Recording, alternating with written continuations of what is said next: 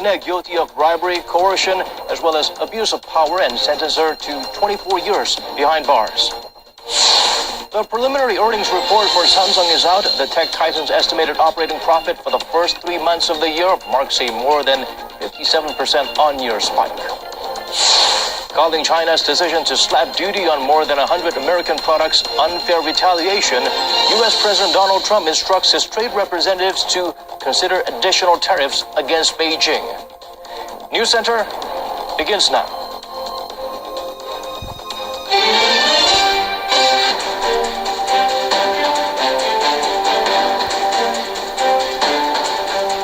It's 8 p.m. here in Korea, coming to you live from our studio in Seoul. This is Arirang News Center. Welcome to our program. I'm Daniel Choi. The Seoul Central District Court handed down its verdict on Park Geun-hye, who was impeached and removed from the top office last year for corruption. Today's hearing was the first sentencing of a former Korean president to be broadcast live. Our Park Hee-jun starts us off with what's likely a lifelong jail time for the disgraced leader. The verdict for former South Korean President Park Geun-hye is out. She was South Korea's first female president, and she was South Korea's first impeached president. And now, that same former leader Park Geun-hye will have to spend the rest of her life behind bars. I hereby sentence defendant Park Geun-hye to 24 years in prison. The court sentenced Park to 24 years in prison and fined her more than $16 million. Among the 18 charges, including bribery, abuse of power, and leaking state secrets, the court found her guilty of 16 counts. They include Park soliciting more than $72 million in bribes from conglomerates such as Samsung and Lotte to fund the Mir Foundation and the K-Sports Foundation, both controlled by her close confidant Choi Soon-sil. Her hefty sentence did not come as much of a surprise, as the court found her accomplices guilty, many of whose charges overlap with hers. But Park has a week to appeal to the Seoul Central District Court, where she might have a small chance of the sentence being reduced. We know that the biggest fish they thought of all was Samsung chairman Lee Jae-yong. But on appeal, his case was gotten a lenient degree, and he was released on a suspended sentence. So that might be an implication where there might be a chance, I think it's a slim chance, but there might be a chance that if the former President Park appealed, there might be some room for the leniency. Loyal supporters of Park Geun-hye are, of course, angry at the verdict. Large groups protested her initial arrest last year and were out in force all Friday afternoon. To keep the peace Friday evening, there were some 4,000 police patrolling the court complex. Park Hee-jun, Arirang News. Minutes after the court sentence, the presidential office released a statement pledging to remember this day and the lessons it brings. In a brief commentary signed by the Cheongwade spokesperson Kim Woo-kyum, the top office said this was a painful day both for the country as well as for a particular individual. Adding, those who do not remember the past are condemned to repeat it. Kim, on behalf of the Moon Jae-in administration, promised to never forget.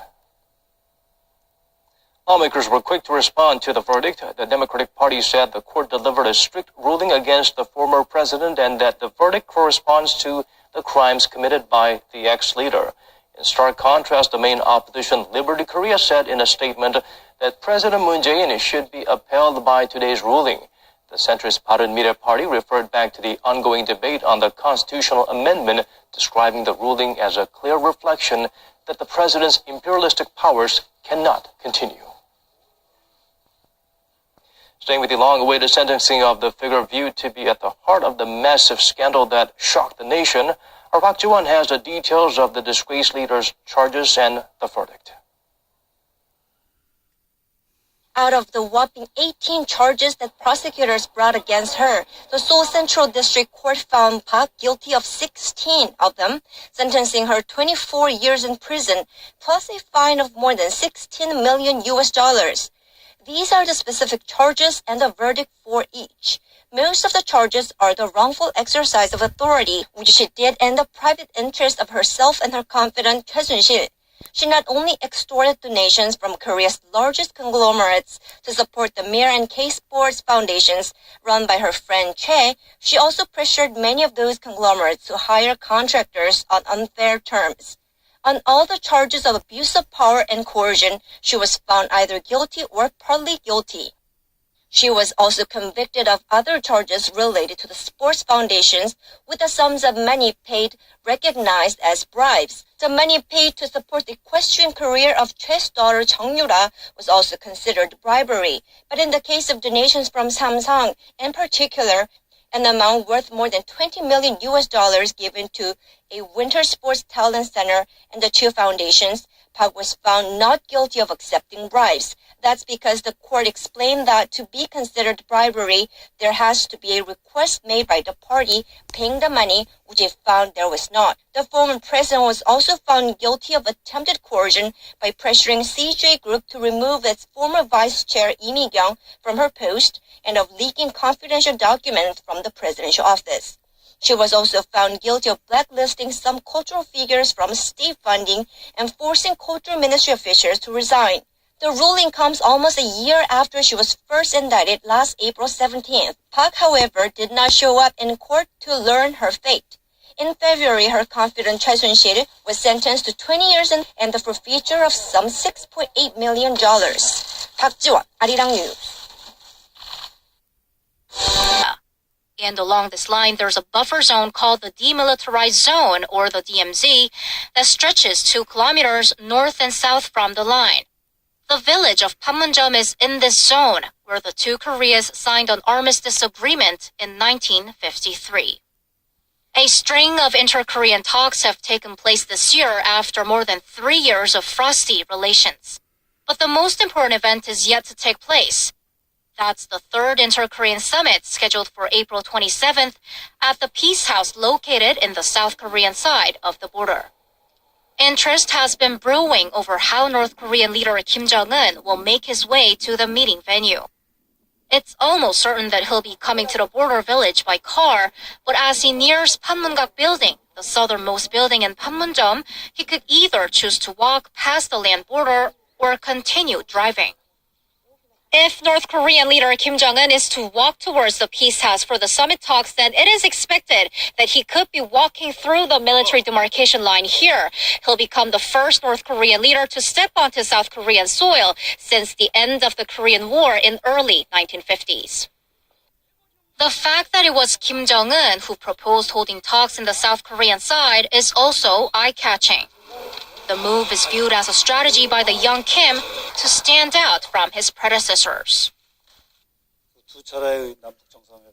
The past 2 Inter-Korean summit talks were both held in Pyongyang, so the fact that the third Inter-Korean summit talks are held at Panmunjom, or to be specific, at the Peace House in the South Korean side.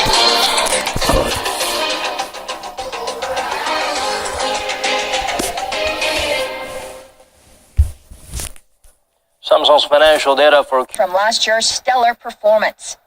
The South Korean tech giant said in its preliminary earnings report that its estimated operating profit for the first 3 months of 2018 hit $14.7 billion, up more than 57% from the same period last year. This beats Thomson Reuters market survey estimate of $13.6 billion. Samsung sales revenue is estimated to have increased nearly 19% on year to over $56 billion. The company did not disclose its estimated net income. It'll provide details of net income and divisional performance when it releases the final results at the end of this month. Analysts say memory chips remain the main driver of Samsung's earnings, accounting for about 70% of its operating profit thanks to strong DRAM demand for computer servers. Samsung Electronics replaced Intel Corporation last year as the world's biggest chip maker by sales.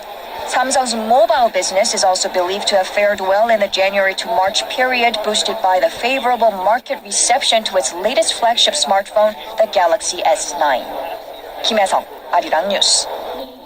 Korea's shipbuilders won more orders than those of any other country in the first quarter of 2018, possibly showing signs of recovery.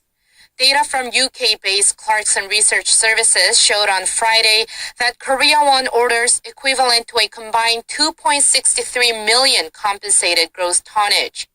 CGT measures shipbuilding productivity by taking into consideration the varying amount of work required to build different types of vessels. Korea topped the list for CGT, followed by China with 1.96 million CGT and Japan with 800,000 CGT. Korean shipyards' orders accounted for slightly over 42% of the world's total demand in the first quarter. The domination comes as major Korean shipbuilders, Hyundai Heavy Industries, Samsung Heavy Industries, and Daewoo Shipbuilding and Marine Engineering won major deals to build oil tankers and liquefied natural gas carriers. After suffering heavy losses due to an industry-wide slump 2 years ago, Korean shipbuilders had to receive bailout packages and are still undergoing structural reforms. The industry has been slowly recovering, seeing an over 61% increase in new orders for the first quarter of this year compared to the same period last year. But with the prospect that the oversupply issue will continue until 2022, the Korean government says structural reforms and other measures to increase competitiveness will continue. 이지원, 아리랑 뉴스. 내가 이러려고 대통령을 했나 하는 자괴감이 들 정도로 괴롭기만 합니다. 민심은 더욱 분노했습니다. 촛불은 거리와 광장을 가득 채웠습니다. 박근혜 탄핵 소추안은 가결되었음을 선포합니다. 대통령의 권한이 정지됐지만 촛불은 수천, 수백만으로 커졌습니다. 거대해진 촛불은 청와대를 에워쌌습니다. 그리고 2017년 3월 10일 대통령 박근혜를 파면한다. 헌정사상 처음으로 탄핵이 결정됩니다. 하지만 이건 시작에 불과했습니다. 검찰 수사는 신호탄이었습니다. 국민 여러분께 송구스럽게 생각합니다. 구속까지 열흘이 걸렸습니다. 분노와 오열이 교차했고 광장에선 반목과 갈등이 일기도 했습니다. 수인번호 503과 628 30년 지기이자 국정농단의 공범인